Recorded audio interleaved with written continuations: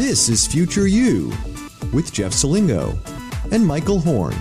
Welcome to Future You. I'm Michael Horn, joined by Jeff Salingo, and we're really thrilled to have our guest today on the show, Joe May, who is the Chancellor of the Dallas Community College District. Thanks so much for being with us. Well, hi, Michael, Jeff. Thanks for having me here, and it's really appreciate the opportunity to share a little bit about what's going on in Dallas. Well, and that would be the perfect jumping off point, which is we love to ask our guests who come on the show how they get into higher ed. But I think for you, the interesting question might be, tell us a little bit about the community college system in Dallas itself. And you came in 2014, so your pathway to there and what you saw when you got there. I did. You know, it's kind of interesting. I actually started out in the Dallas district as an adjunct faculty member 41 years ago. So for me, it's full circle getting to come back as chancellor after having been president of the Louisiana Community and Technical College System, and prior to that was president of the Colorado Community College System, and previously was president at Pueblo Community College. So a long career in higher ed in Dallas, where a lot of unique things happening in Dallas. Clearly one of the top economies in the country right now. They've grown by over 1 million people since 2011. And just look at between 2017 and 18, 132,000 people moved to the North Texas area. That's 362 people a day, so a booming economy.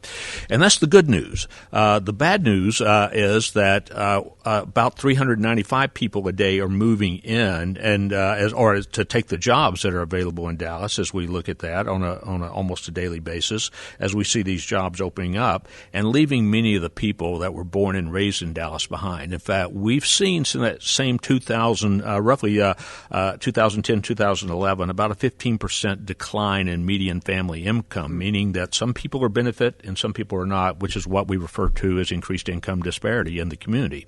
We have about 15 campuses in Dallas. We serve this year 155,000 students, about 80,000 on the credit side, and about the rest with our workforce and apprenticeship programs.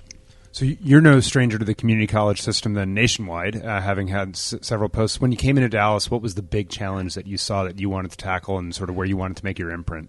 I think we had a great opportunity there to align our programs with the needs of the economy and the workforce. I really saw that we had two basic responsibilities, that we needed to really help our community be successful, and by that I mean economic success, because there's really only two ways to grow GDP. Either you increase the size of the workforce or the productivity of the workforce. So we need to be in alignment on those two.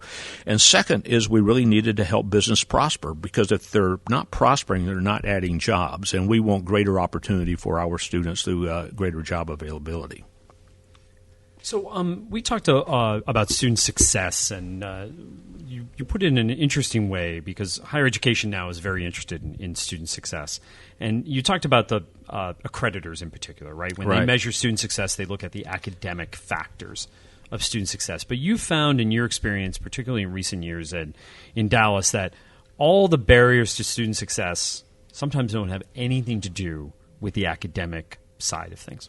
And could you explain that? Yeah, sure. And in fact, Jeff, I'm pretty well convinced that the academic barriers often are the smallest piece of the challenge that they face, because I can point to you many academically gifted young men and women coming out of high school, but don't see college as an option because they've been raised in the lowest socioeconomic quartile.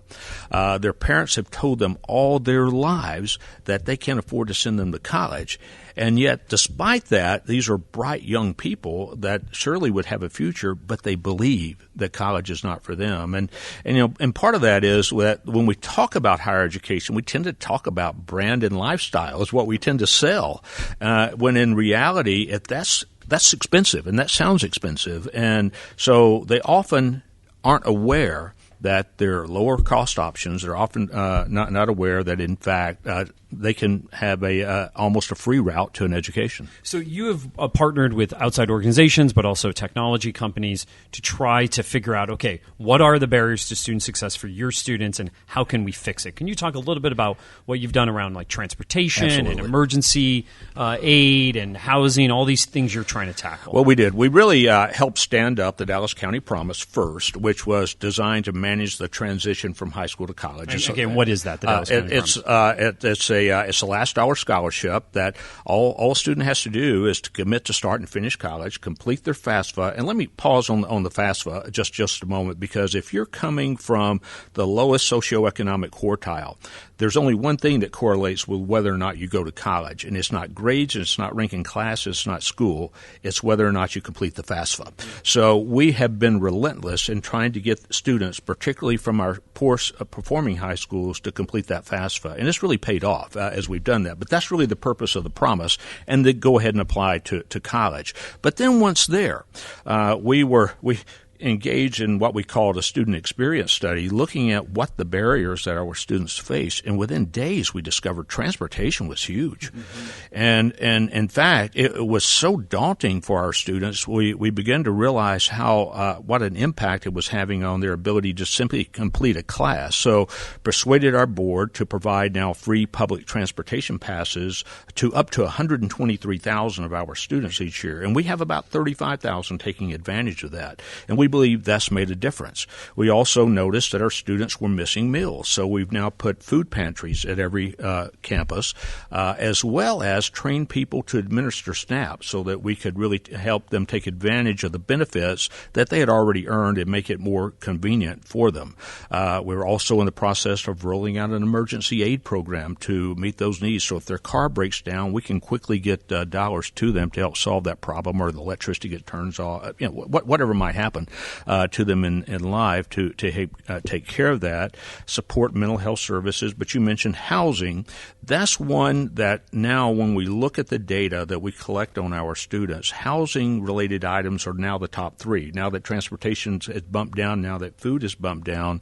And so we're looking at partnering with the Dallas Housing Authority to look at how we can work collaboratively to help solve that problem for many of our students. Joe, how are you keep saying you're finding all this information? How are you collecting all this data, and more importantly for our listeners, I think, how are you analyzing it? So how do you know all this about your students? There's really about three things that we're doing. One, we did train about 40 of our employees to shadow students on a 6-month basis so we could really see what they were dealing with, and that formed the basis.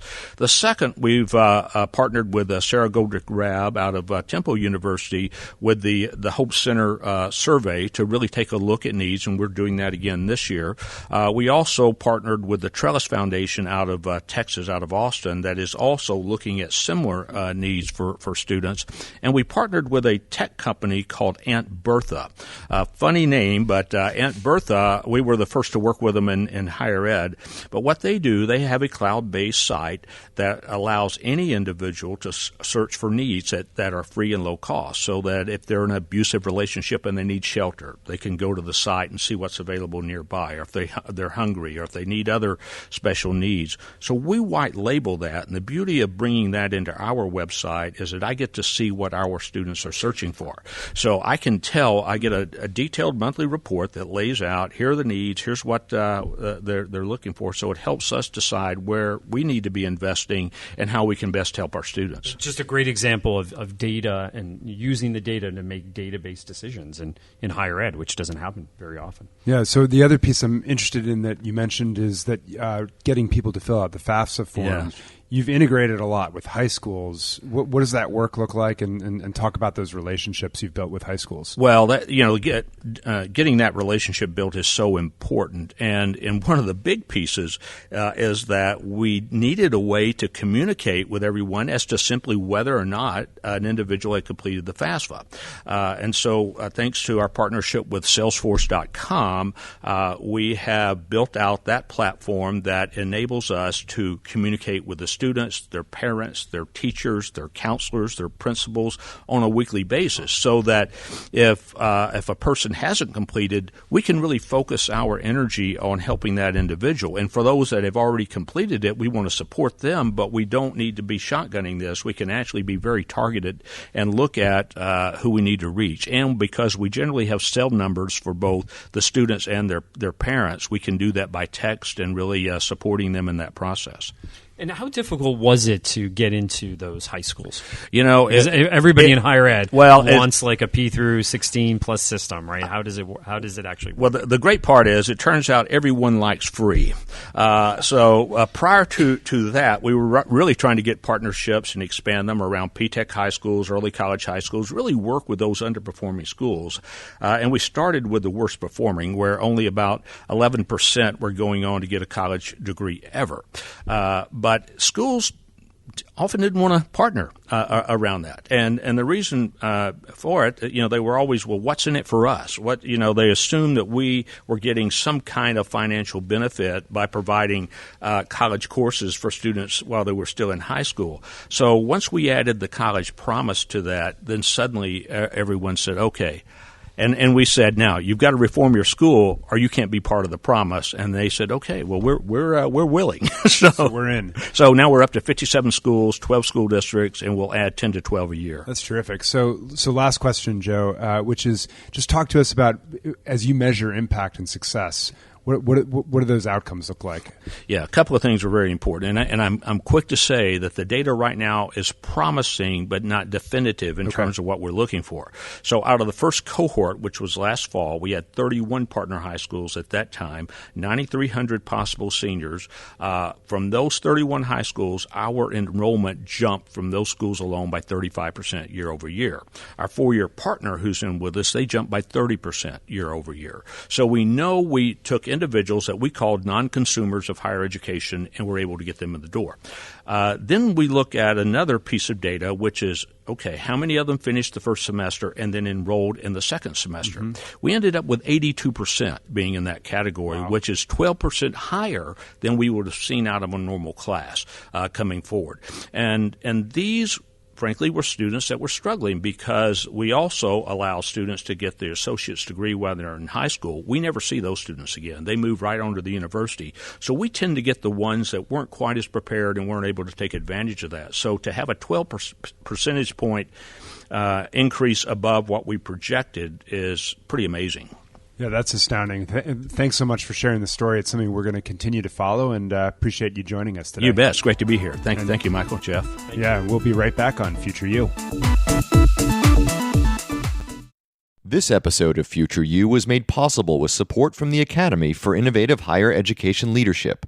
The Academy is a partnership between Arizona State University and Georgetown University, and is the premier training ground for those who aspire to senior leadership positions in higher education and those who want to lead organizational change at colleges and universities in the future.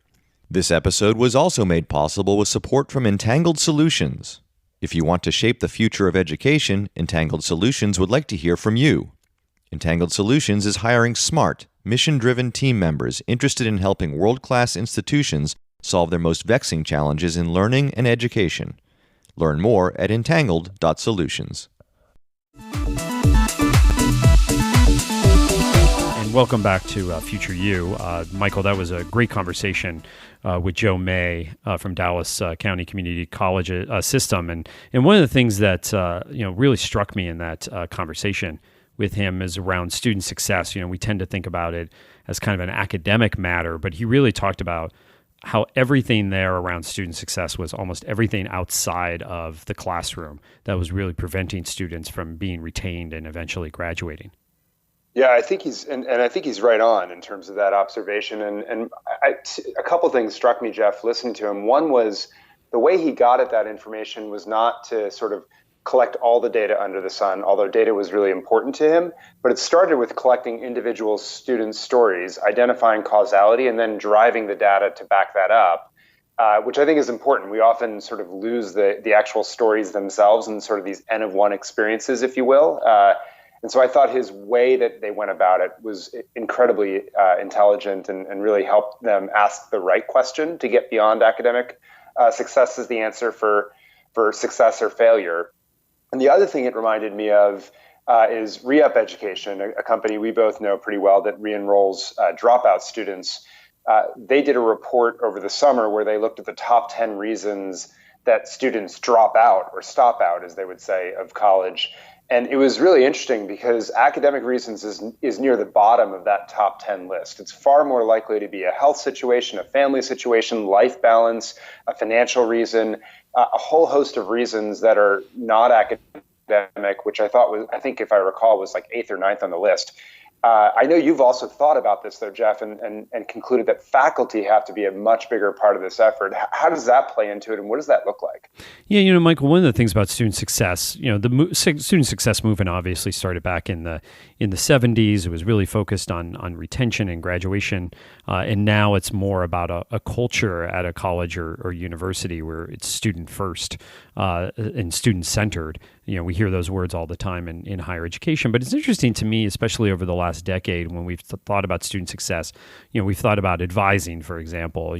Many colleges and universities have redesigned their advising systems, either using technology and or people, and centralize their advising systems. But many of those are academic advisors, full-time academic advisors, not necessarily using faculty, and all the other student success efforts, the success coaches and so forth, again, non-faculty. And what's interesting to me is, when you think about when you ask graduates about their college experiences and they look back on them, they really talk about people, and the people that they come in most contact with over the course of their college life, beyond obviously their classmates, are faculty members. And it seems like in many cases that faculty members throughout this whole student success movement have been somewhat sidelined, in some cases by choice, but in some cases by technology and staffing that has been developed kind of around them. And I think that to really move the needle, we've obviously done, I think, a really good job in terms of retention and graduation rates. If you look at the numbers over the last couple of years, we've at least stemmed the decline. The numbers are slightly rising within some sectors, but it's not exactly a huge uptick that we should be seeing. I think that to really get that huge uptick, we really have to get inside the classroom and really think about faculty and the role that they play, and especially play as mentors to students, because they're spending the most time with these students. And so to me, the next move or the next wave of student success efforts really has to figure out a way to incentivize faculty to be part of the student success efforts, to be really central in that role in the future.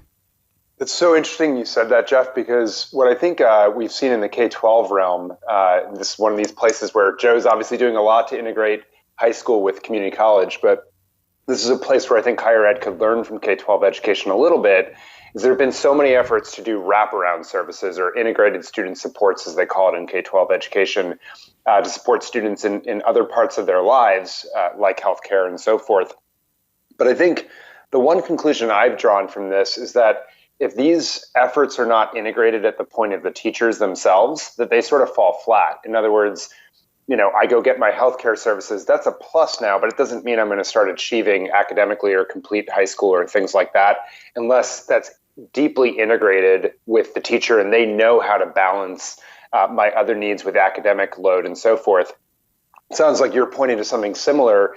And then I instantly went to where you ended, which is you got to get the incentives right, I guess, to make that all work, because faculty, historically anyway, haven't necessarily been incentivized even around the teaching and learning aspects of the job. And now we're not only moving that needle, but saying, and that also means you're going to have to think about student success potentially more broadly than just the academics.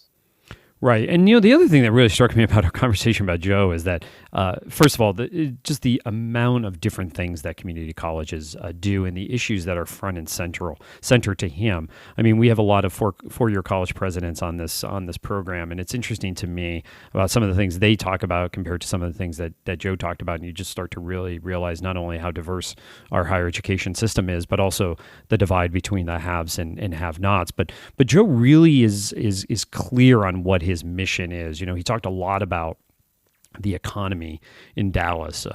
Some of the statistics he was pointing out about the number of people, moving in to take these jobs in a growing economy, kind of leaving everyone else behind in Dallas, and what is the role of the institution to fix that. But really, this kind of focus on, yes, we do a number of different jobs, but this is our most important job, is the vibrancy of the local economy, and we know what we need to do that.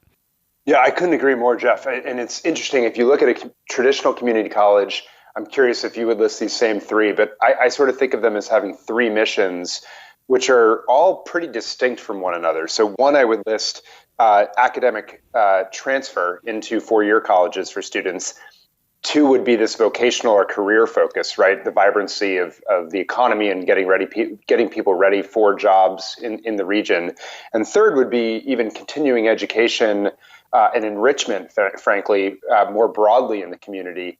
And those three things all pull against each other in many ways. And I think it's one of the reasons we've seen a lot of reform efforts over the last 10 years really focus on community colleges. And one of the challenges with that, I think, is that the community colleges, and having so many different missions that pull apart from each other, it's very hard for one of these initiatives to sort of gain traction unless the leadership and all the way down starts to say, hey, our mission is the economic vibrancy of our region, say, as Joe has done. So I think galvanizing around that mission is incredibly important for simplifying operations, for helping people see this is what we define as success, and then making sure we're all rowing in the same direction and not pulling apart from each other. Does that resonate with you? It does. And again, I think that in terms of what local people, from citizens to both policymakers around these community colleges, one of the reasons I think community colleges do so well, particularly around bond issues and in public polling, as compared to the rest of higher education, is because of that connection to the local economy. Makes a ton of sense, and I think it's a good place to leave off for this episode.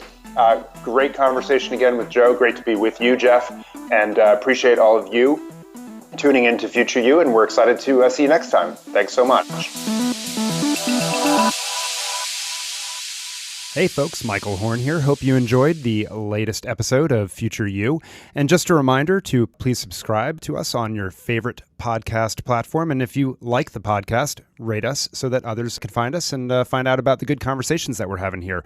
As always,